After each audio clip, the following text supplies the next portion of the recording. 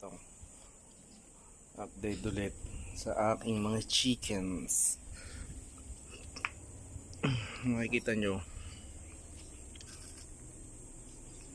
ayan siya. Ayan.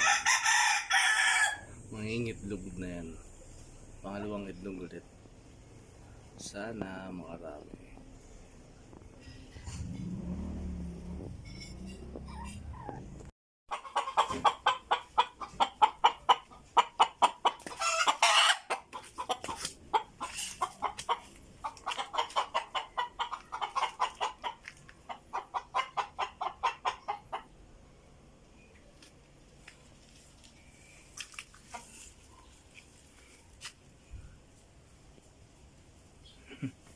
Dalawa na.